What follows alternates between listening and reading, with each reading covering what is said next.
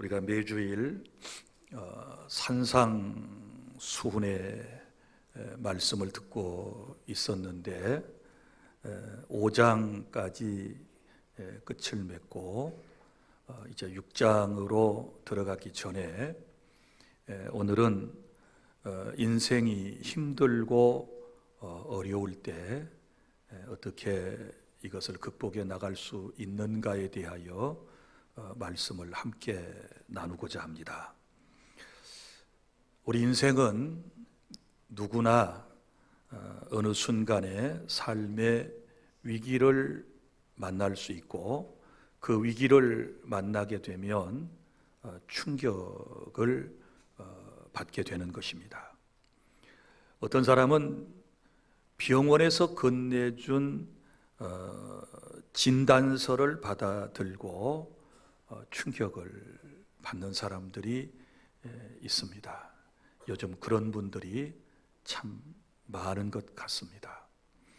또 어떤 사람은 사랑하는 사람과 이별 앞에서 충격을 받기도 합니다.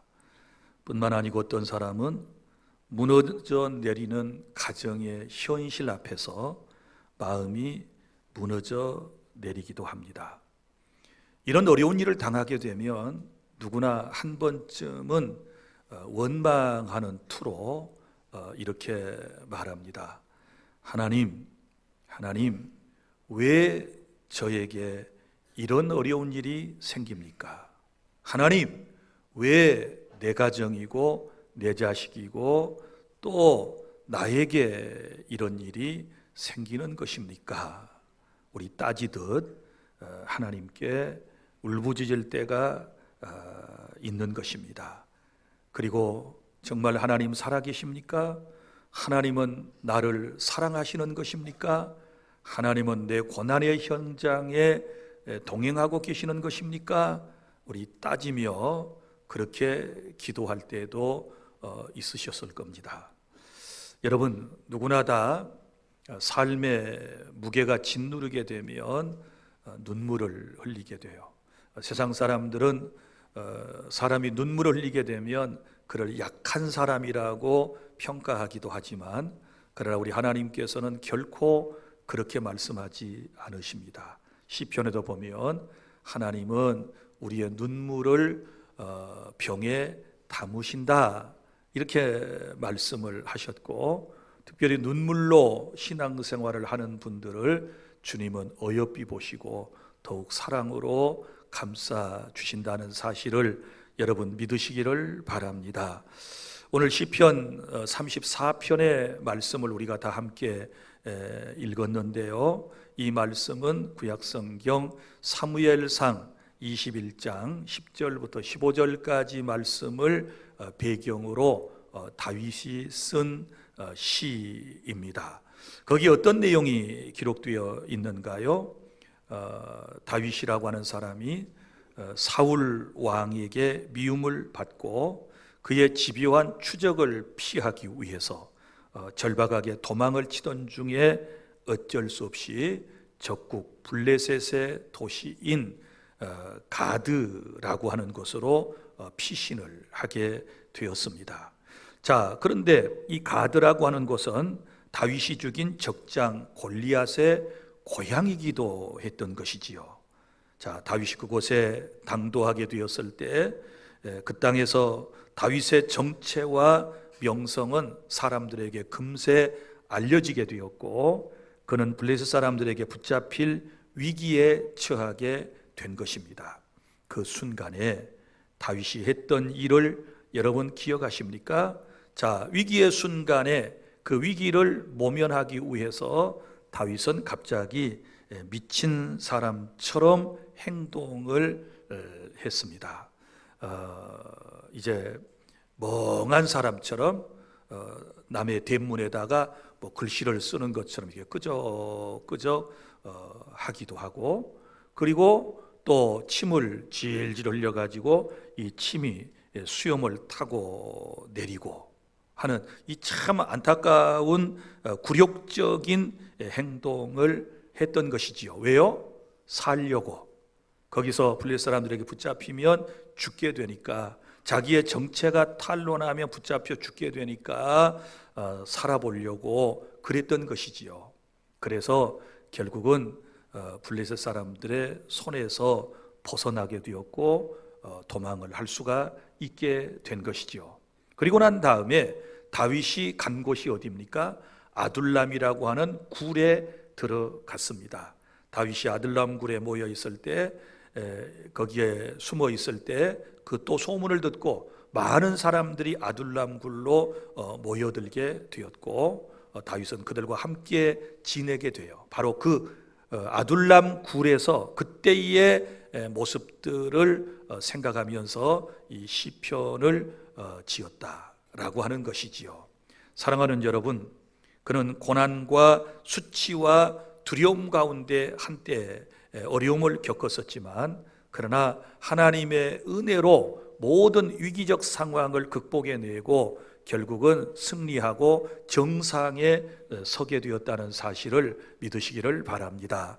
그렇다면 오늘 주신 말씀을 통해서 우리에게 인생의 어렵고 힘든 일들이, 그리고 눈물 날 일들이 찾아왔을 때 이것을 어떻게 해소할 수 있을까?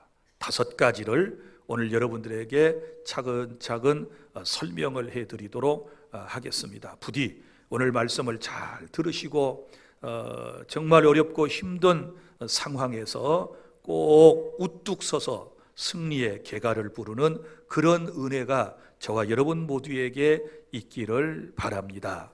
자, 첫째는 우리가 인생이 힘들고 어려울 때 해야 할 일, 1절부터 3절까지 오늘 말씀을 보면 찬송을 쉬어서는 안 됩니다.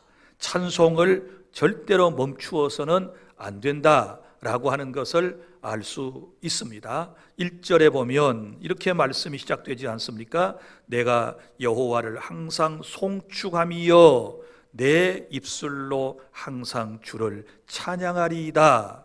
이렇게 지금 고백을 하고 있거든요. 생각해 보면 다윗이 지금 찬송을 부를 만한 그런 형편이 아니지 않습니까? 지금 도망자의 신세가 아닙니까? 지금 굴에 숨어 있는 신세가 아니겠습니까? 아무리 이리저리 따져보아도 찬송을 부를 수 있는 그런 상황이 아니었다. 그러나 그럼에도 불구하고 오늘 다윗은 하나님께 찬송을 올려드리고 있다라고 하는 것인데, 1절에 보면 여기 항상이라고 하는 말이 반복해서 나오는 것을 볼 수 있어요. 여러분, 신앙이라고 하는 것이 그런 것입니다. 정말 하나님을 믿는 올바른 신앙은 어떤 환경 속에서도 항상 찬송을 쉬지 않고 하나님께 올려드리는 것인 줄로 믿으시기를 바랍니다. 그래서 다윗은 상황이 바뀌어서 상황이 좋아져서 찬송을 했던 것이 아니고, 그가 찬송을 했던 이유는 분명한데 2절과 3절을 보세요. 내 영혼이 여호와를 자랑하리니 곤고한 자들이 이를 듣고 기뻐하리로다. 나와 함께 여호와를 광대하시다 하며 함께 그의 이름을 높이세. 이러면서 찬송을 했단 말이에요. 그러니까 무슨 얘기예요? 하나님은 여전히 선하시며 하나님은 살아계시고 하나님은 나와 함께 하시기 때문에 내가 하나님을 찬송합니다 라고 하는 고백이거든요. 여러분, 다시 말하지만 다윗은 지금 찬송 부를 만한 그런 상황이 아니었습니다. 그럼에도 불구하고 지금 찬송을 큰 소리로 부르고 있는 그의 모습을 볼 수 있습니다. 여러분, 찬송이라고 하는 것은요, 단순한 노래가 아니라는 것을 아셔야 돼요. 그럼 찬송이 무엇입니까? 신자의 영혼 깊은 곳에서부터 나오는 믿음의 고백인 줄로 믿으시기를 바랍니다. 우리가 찬송을 통하여 내 신앙을 고백하는 거예요. 또 눈에 보이지 않는 하나님께 내 마음을 여는 열쇠가 바로 찬송인 줄로 믿으시기를 바랍니다. 또한 찬송이라고 하는 것은 하나님은 살아계신다라고 하는 선포이면서 하나님과 우리 사이를 연결하는 영적인 통로가 되는 줄로 믿습니다. 그래서 하나님과 나를 잇는 것이 바로 찬송이거든요. 그러므로 여러분, 우리는 찬송을 쉬어서는 안 되는 겁니다. 특별히 우리가 인생이 힘들고 어려울 때 눈물로 부르는 찬송, 정말 하나님께서 소중히 보시는 것입니다. 여러분이 정말 두려워서 부들부들 떨면서 부르는 그 찬송을 하나님께서는 기뻐 받아 주실 줄로 믿으시기를 바랍니다. 잘돼서 부르는 찬양보다, 기뻐서 행복해서 부르는 찬양보다, 여러분 고난과 역경 가운데서 부르는 찬송을 하나님은 더 기뻐 받아 주실 줄로 믿습니다. 교만에 찬 모습으로 부르는 노래보다는 하나님께서 정말 상한 심령으로 하나님 앞에 부르는 그 찬양 속에 더 하나님은 역사하시고 응답을 허락해 주실 줄로 믿습니다. 그러므로 우리 주 안의 모든 성도들은 정말 내 삶이 어려우면 어려울 때일수록, 힘들면 힘들 때일수록 더욱 목소리를 높여서 하나님을 찬양해야 될 줄로 믿으시기를 바랍니다. 그래서 이제는 우리가 눈물의 자리에서 기도해야 돼요. 가정에서도 힘들면 기도하셔야 돼요. 병원에 입원하여 치료받고 있을 때도 하나님께 오히려 더 큰 소리로 찬송을 불러야 될 줄로 믿습니다. 여러분, 성경에 보세요. 인생이 힘들고 어려운 사람들이 전부 위기를 어떻게 다 극복해낸 줄 아십니까? 찬송을 통해서 극복해내는 모습을 우리에게 보여주고 있습니다. 여러분, 사도행전 16장에 바울과 실라에 대한 이야기가 나오지 않습니까? 여러분이 잘 아시는 대로 복음 전하다가 원수들에게 많이 얻어맞은 다음에 손과 발에 착고에 채이고 그리고 감옥 속에 갇히는 신세가 되었습니다. 여러분, 그런 상황에서 무슨 찬송이 나올 수 있겠습니까? 그러나 바울과 실라는 밤중쯤 되어서 그 고난의 현장에서, 그 처절한 삶의 현장 속에서, 감옥 속에서 하나님을 찬송했고, 성경에 보면 거기에 감옥 안의 모든 사람들, 죄수를 포함한 모든 사람들이 바로 바울과 실라의 찬양을 들었다라고 말씀을 하고 있는 것입니다. 여러분, 그들이 고난 가운데서 하나님 앞에 찬송을 올려드리게 되었을 때 어떤 일이 일어났던가요? 하나님께서 역사하시는데요, 갑자기 지진이 발생했습니다. 그리고 손과 발에 묶여있던 착고가 풀려지기를 시작했습니다. 그리고 감옥의 옥문이 저절로 열려지게 되었던 것이지요. 할렐루야. 그래서 바울과 실라는 그 감옥 안에서 유유히 나올 수 있었고, 나온 이후에도 하나님의 역사는 계속 연결되어서 그 감옥을 지키던 간수장의 가정이 구원받는 놀라운 역사가 일어나게 된 줄로 믿으시기를 바랍니다. 우리 구약으로 가볼까요? 욥기서 1장과 2장을 보면 동방의 의인이라고 일컫는 욥이라고 하는 사람이 엄청난 고난을 받았지 않았습니까? 자, 그에게 당한 고난이 무엇이었습니까? 먼저는 여러분, 10남매가 하루아침에 몰살당하여 다 죽고 말았습니다. 자식이 하나도 아니고 10명이나 죽었는데 무슨 찬송이 나오나요? 어디 그뿐입니까? 그 많고 많은 재산은 풍비박산이 나고 전부 빼앗기든지, 그래서 다 없어졌습니다. 거기다 인격적인 모독을 당합니다. 종들이 주인이 어려움을 겪으니까 불러도 오지도 않아요. 순종을 하지 않습니다. 거기다가 한 집안에서 이불을 함께 덮고자 하는 그의 아내마저도 뭐라고 비아냥거립니까? 여보시오, 당신은 이런 환경에서도 끝까지 하나님을 믿는다고 그러시오. 나 같으면 차라리 하나님 저주하고 죽어버리겠소. 막 이런 막말을 쏟아내는 것입니다. 설상가상으로 자기의 몸에는 여러분 악창이 생겼지 않았습니까? 얼마나 몸이 가려웠던지 기왓장을 주워들고서 자기 몸을 빡빡 긁어대도 시원하지 않을 정도로 그런 고통 가운데서 그는 지내게 된 것입니다. 욥이 분명하게 이렇게 고백했습니다. 그는 어리석게 하나님을 원망하지 않았습니다. 오히려 하나님을 찬송하면서 주신 자도 여호와시오 취하신 자도 여호와시오니 내가 어리석게 하나님을 원망하지 않겠소. 하나님 내 찬양을 받아 주시옵소서. 그리고 찬송을 부르잖아요. 그 찬송의 놀라운 역사를 힘입어서 그는 모든 고난을 극복해내고 나중에는 회복하고 승리하는 역사가 그에게 있게 되었다는 사실을 여러분 기억하시기를 바랍니다. 국가가 위기적 상황에 처했을 때도 마찬가지예요. 유다의 여호사밧 왕 때에 여러분 나라가 위기에 봉착하게 되지 않습니까? 적군이 수많은 대군을 이끌고 여러분 유다 나라를 공격해 올 때 믿음의 왕은 어떻게 행동한 줄 아십니까? 먼저 전쟁하러 나가는 마당에 찬양대를 조직하고 그들에게 가운을 입히고 악기를 들게 하고 그리고 군사들 앞에서 하나님을 찬양하며 행진하고 전쟁에 나아가게 됐을 때 하나님께서 결국은 그 나라에 승리를 주신 줄로 믿으시기를 바랍니다. 지금 인생이 힘들고 어려우십니까? 여러분의 가정의 위기를 만나셨습니까? 삶이 고통스러우십니까? 그러면 여호와의 선하심을, 하나님이 나와 함께 하심을 믿으며 고통의 현장에서 내 모습을 보고 계시며 나를 도우시는 그분을 생각하며 찬송을 쉬지 말고 계속해서 찬양을 하나님께 올려드리실 수 있기를 바랍니다. 그러면 우리의 인생은 분명히 회복될 줄 믿습니다. 둘째로, 인생이 힘들고 어려울 때 4절부터 7절까지 말씀 부르짖어 하나님께 기도하시기를 바랍니다. 4절 말씀 보십시오. 내가 여호와께 간구하며 내게 응답하시고 내 모든 두려움에서 나를 건지셨도다. 그들이 주를 앙망하고 광채를 내었으니 그들의 얼굴은 부끄럽지 아니하리로다. 이 곤고한 자가 부르짖음에 여호와께서 들으시고 그의 모든 환난에서 구원하셨도다. 여호와의 천사가 주를 경외하는 자를 둘러진치고 그들을 건지시는도다. 할렐루야.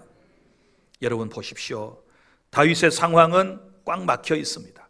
아무도 도와줄 사람이 없습니다.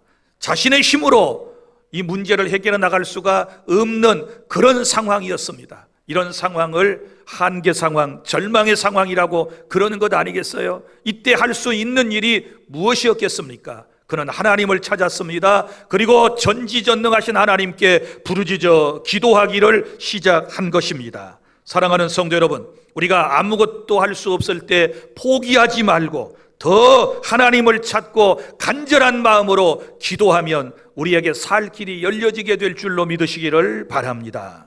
그래서 보세요. 4절에서는 그는 두려움에서 기도하잖아요. 두려움 가운데서 떨면서 기도를 하지 않습니까? 이게 처음에 다 우리의 기도의 모습이에요. 여러분, 암이라고 하는 정말 그 진단을 받고, 그리고 이건 불치의 병이라고 하는 진단을 받고, 이거 어려울 것 같다는 진단을 받고서 여러분 그 얼마나 마음이 두렵겠어요. 당신 1년 이상 살기 힘들겠소 라고 하는 말을 들었다면 더 두려울 거예요. 삶이 얼마나 두렵겠어요. 이건 경험해 본 사람만이 알 수 있는 거예요. 자, 그러면 그 두려움 가운데서 간구하고 있잖아요. 기도했어요. 하나님 앞에 부르짖어 기도했어요. 주님을 앙망하고 기도했어요. 그랬더니 기도하는 사람의 모습이 어떻게 변화되는지를 보세요. 5절에 그들이 주를 앙망하고 광채를 내었으니 그들의 얼굴은 부끄럽지 아니하리로다. 할렐루야. 두려움 가운데서 찌그러진 얼굴로 기도했는데 하나님의 은혜가 임하니 얼굴에 광채가 나고 두려움은 사라지게 된 줄로 믿으시기를 바랍니다. 여러분, 인생이 힘드시면 다시 말하지만 부르짖어 기도하세요. 하나님 앞에 곤고하면 기도하셔야 돼요. 6절 보세요. 이 곤고한 자가 부르짖음에, 곤고한 자가 부르짖음에 이 길도 막히고 저 길도 막히고 이 일도 할 수 없고 저 일도 할 수 없는 한계 상황에 처해 있는 것을 곤고하다고 그러지 않습니까? 이 곤고한 자가 부르짖음에 누가 들으십니까? 여호와께서 들으시고 그의 모든 환난에서 구원하셨도다. 할렐루야. 어떻게 구원해 주시는 줄 아십니까? 다윗은 고백합니다. 7절 다 함께 시작. 여호와의 천사가 주를 경외하는 자를 둘러진치고 그들을 건지시는도다. 아멘. 여러분의 간절한 부르짖는 그 기도를 들으시고 천사를 보내셔서 하나님은 도와주시고 우리를 구원해 주신다 라고 하는 약속의 말씀을 오늘 저와 여러분에게 주셨습니다.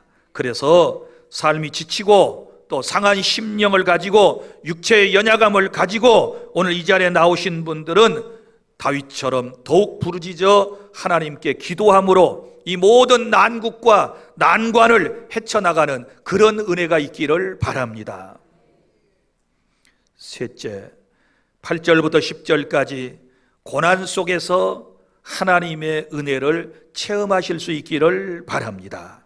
자, 오늘 여기 말씀 8절, 너희는 여호와의 선하심을 맛보아 알지어다. 그에게 피하는 자는 복이 있도다. 여기 선하심을 맛보다 라고 하는 것은 체험을 의미하는 것입니다. 맛보아 한다. 단순히 이론이나 지식이 아니라 실제 상황 속에서 하나님을 체험한다는 의미를 가지고 있는 것입니다. 음식은 맛을 보아야 그 맛을 알 수 있듯이 하나님의 놀라운 살아계심의 체험은 고난의 현장에서 가능한 것입니다. 특별히 고난의 현장 속에서 하나님을 체험하는 이런 은혜를 하나님께서 저와 여러분에게 주시는 줄로 믿으시기를 바랍니다. 그래서 이제 어떤 걸 체험하는지 보세요. 고난당하여 울부짖으며 간구했더니 주님께서 이렇게 말씀을 하셨습니다. 9절 시작. 너희 성도들아 여호와를 경외하라. 그를 경외하는 자에게는 부족함이 없도다. 아멘. 10절입니다. 시작. 젊은 사자는 궁핍하여 줄일지라도 여호와를 찾는 자는 모든 좋은 것에 부족함이 없으리로다. 아멘. 이 말씀을 믿으시기를 바랍니다. 이것이 체험이에요. 어려움 가운데서 부르짖어 기도했더니 모든 좋은 곳에 부족한 것이 없도록 우리 하나님이 채워주심을 다윗은 경험했다는 사실을 믿으시기를 바랍니다. 오늘 저와 여러분에게도 이런 은혜가 있기를 바랍니다. 신앙은요, 체험적인 것이어야 돼요. 영적인 체험, 그리고 내 삶에서 하나님이 함께 하신 하나님의 손길을 체험하는 것인 줄로 믿으시기를 바랍니다. 그러니까 고난의 현장 가운데서 찬양하고 기도하면 하나님의 손길을 체험하시게 될 거예요. 마음이 아파 기도할 때 주님의 따스한 손길이 내 상한 영혼을 만져주심을 여러분이 경험하게 될 줄로 믿습니다. 내 삶이 너무 힘들 때 하나님 앞에 엎드려 간구하면 주님께서 회복시켜 주시는 주님의 그 손길을 저와 여러분이 체험할 수 있기를 바랍니다. 인생이 힘들고 어려워서 정말 손이 다 맥이 풀려 있는데 주님이 살며시 다가오셔서 내 손을 꼭 붙잡아서 나를 일으켜 세워주시고 나를 위로하시며 일어나라, 함께 가자, 내가 너와 함께 동행해 주겠어. 내가 예전부터 너와 함께 동행하고 있었는데 네가 잠시 믿음이 연약해져서 내가 너와 여전히 함께 하고 있다는 사실을 몰랐었지. 이제는 주님이 오셔서 손을 딱 붙잡아 주시면서 우리에게 말씀하시는 거예요. 내가 너와 함께 한다. 두려워하지 마라. 내가 너의 인생에 지금까지 체험하지 못했던 놀라운 일들을 체험할 수 있도록 역사하리라. 믿습니까? 이런 은혜를 꼭 체험하는 주 안의 모든 성도 여러분들이 다 되시기를 바랍니다. 그리고 넷째는 11절부터 16절까지 말씀입니다. 고난 가운데서 어렵고 힘들 때일수록 더욱 경건하게 살아가시기를 바랍니다. 그러니까 고난의 시간은 어떤 시간이냐? 하나님께서 우리를 가르쳐 주시는, 교육하는 시간이고, 그리고 우리로 하여금 바로 살게 하시는 시간인 것을 우리가 알 수 있거든요. 11절, 너희 자녀들아 와서 내 말을 들으라. 내가 여호와를 경외하는 법을 너희에게 가르치리로다. 아멘. 이때가 언제라고요? 인생이 힘들고 어려울 때를 말하는 거예요. 인생이 힘들고 어려울 때 사람 말 듣지 말고 누구 말 들어라? 내 말을 들어라. 믿습니까? 자, 그리고 내가 여호와를 경외하는 법을 너희에게 가르치리로다.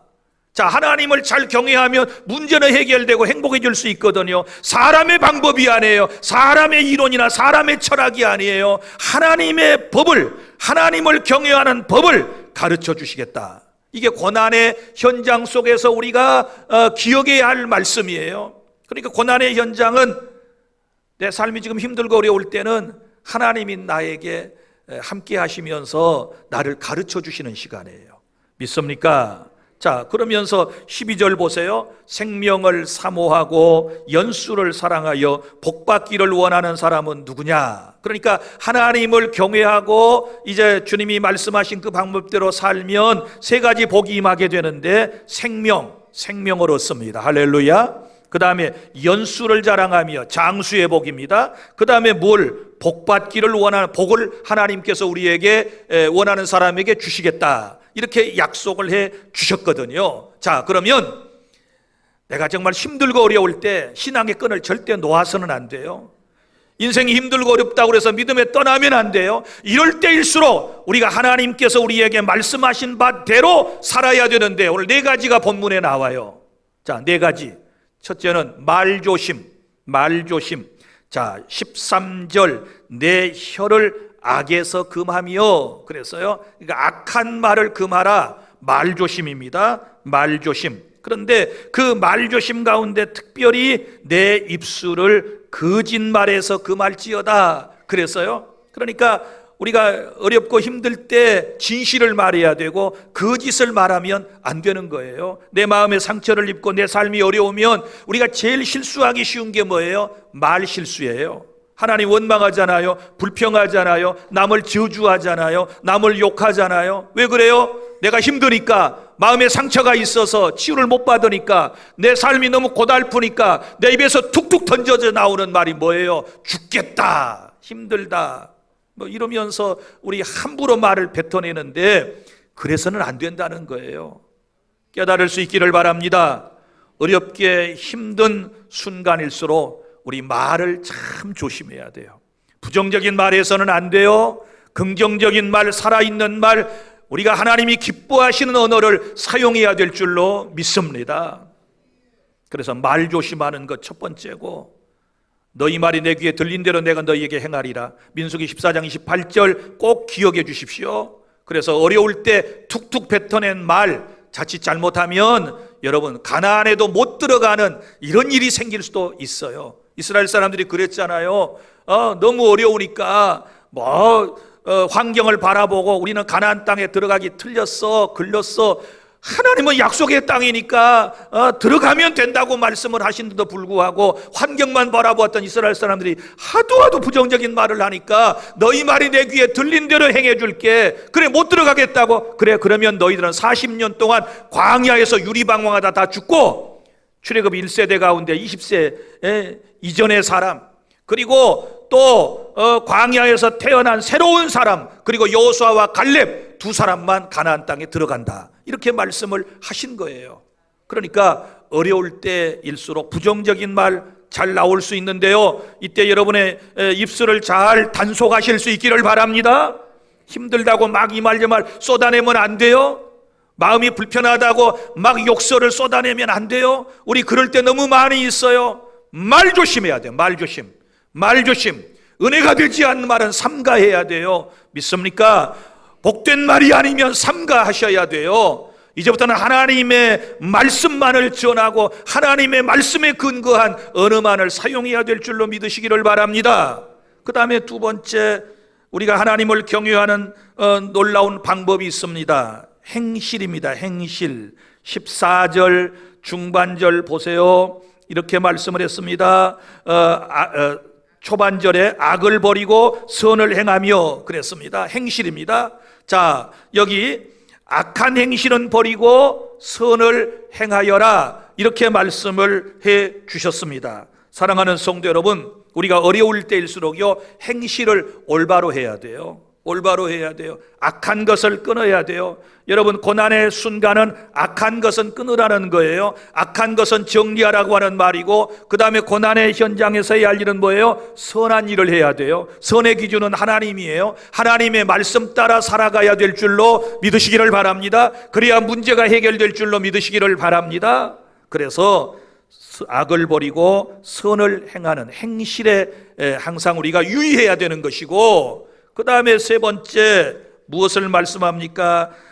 인간관계 14절 하반절에 화평을 찾아 따를지어다. 화평을 따라 이제 살아가야 한다라고 하는 것입니다. 여러분 보세요. 세상에는 크게 나누면 두 부류의 사람이 있어요. 하나는 우리가 흔히 말하는 피스메이커가 있고, 평화를 만들고 평화를 추구하고 살아가는 피스메이커가 있고, 또 한 부류의 사람은 트러블메이커가 있어요. 이 사람에 가면 만날 싸우고 다툼이 일어나고 분열이 생기고 어려움이 생기는 사람이 있어요. 여러분 한번 생각해 보십시오. 여러분은 피스메이커입니까? 트러블메이커입니까? 지금까지 어떻게 살아오셨습니까? 주님은 인간관계에 대하여 우리에게 말씀하실 때 평화를 쫓아라, 화평을 쫓아라, 이렇게 주님은 우리에게 말씀을 하시지 않습니까? 그래서 어려울 때일수록 자칫 잘못하면 원수가 많이 생길 때예요. 왜요? 상처를 입고 지금 환경이 어려우니까 인간관계가 잘 안 된다는 거예요. 그러지 않습니까? 이럴 때일수록 누구하고도 싸워서는 안 돼요. 누구하고도 다퉈서는 안 돼요. 누구에게도 언성을 높여서는 안 돼요. 누구에게도 함부로 대해서는 안 되는 거예요. 이럴 때일수록 사람 관계를 더 하나님 다음으로 우리는 조심해야 될 줄로 믿으시기를 바랍니다. 하나님께서 사람을 만나게 해주실 때 세상 말로 우연 없습니다. 하나님의 특별한 섭리와 하나님의 작정으로 인하여 우리가 누군가도 만나게 되는데, 내 앞에 있는 사람은 일단 하나님의 형상대로 지음을 받은 소중한 사람이고, 예수님을 믿는 사람은 주님이 핏값으로 사서 내 곁에 있게 해주신 사람이고, 믿습니까? 날마다 출근하여 만나는 직장인들, 우리 가정의 구성원들 모두가 다 하나님께서 관계를 맺게 해주셨다는 사실을 기억한다면 인간관계를 소홀히 해서는 아니 된다는 사실을 기억해 주시기를 바랍니다. 그래서 화평을 늘 따르는 저와 여러분이 될 수 있기를 바랍니다. 그 다음에 네 번째는 무엇을 하나님께서 우리에게 가르쳐 주신가요? 여기 보면 하나님 중심의 삶을 살아라. 여기 하나님께서 항상 우리의 삶을 지켜보고 계신다. 하나님의 관심사에 따라서 살아야 한다라고 하는 말씀을 15절 16절에서 우리에게 주시고 있는데, 자 먼저 보세요. 하나님의 관심사가 누구에게 있는지, 어떤 사람을 관심 있게 주님께서 보시는지. 자 15절, 여호와의 눈은 누구를 향하시고? 의인을 향하시고. 그렇습니다. 하나님의 눈은 의롭게 살려고 하는 사람, 하나님의 말씀대로 살려고 하는 사람에게 관심이 있으시다. 할렐루야. 저와 여러분을 지켜보고 계심을 믿으시기를 바랍니다. 자, 그 다음에 여호와의 귀는, 여호와의 귀는, 어떻게 주님께서 말씀을 하셨나요? 그들의 부르짖음에 기울이시는도다. 자, 하나님의 관심, 하나님의 귀는 부르짖는 성도들에게 관심이 있으시다 그 말이에요. 믿습니까? 성도들의 부르짖는 그 기도 소리를 주님은 듣기를 원하신다. 그러면 뭐예요? 의롭게 살아가고 하나님 앞에 엎드려서 기도하는 사람에게 하나님은 관심이 있으시다. 할렐루야. 이렇게 우리 살아야 될 줄로 믿으시기를 바랍니다. 신앙생활하면서 다른데 하나님이 여러분에게 관심을 가지시는 게 아니에요. 여러분이 세상에서 얼마나 잘 먹고 잘 살고 뭘 누리면서 그렇게 살아가느냐, 그거 관심 있으신 게 아니에요. 의롭게 살아가고 그리고 기도하는 그 성도의 모습에 관심을 가지시고 하나님이 역사해 주심을 믿으시기를 바랍니다. 그런데요, 여기 보면 그 다음 절에 여호와의 얼굴은 누구를 향하시는지를 보세요. 16절, 여호와의 얼굴은 악을 행하는 자를 향하사 그들의 자취를 땅에서 끊으리어 하시는도다. 이렇게 말씀을 하셨어요. 자, 정반대입니다. 여호와의 얼굴은 악을 행하는 사람을 지켜보신다는 거예요. 그리고는 이런 사람은 그 자취를 땅에서 끊어버리시기를 주님께서 원하신다. 이렇게 말씀을 하셨잖아요.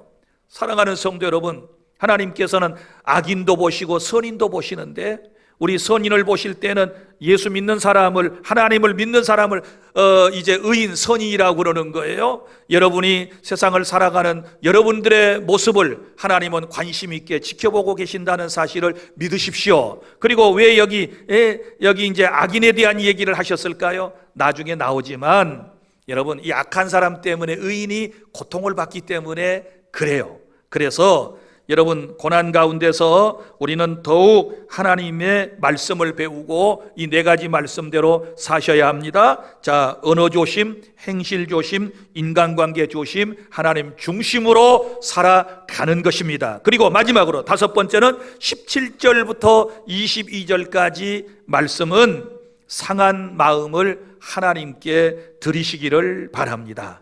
자, 여기 말씀 17절, 의인이 부르짖음에 여호와께서 들으시고 그들의 모든 환난에서 건지셨도다. 아멘. 그러면 여기 의인은 지금 행복한 상태가 아니네요.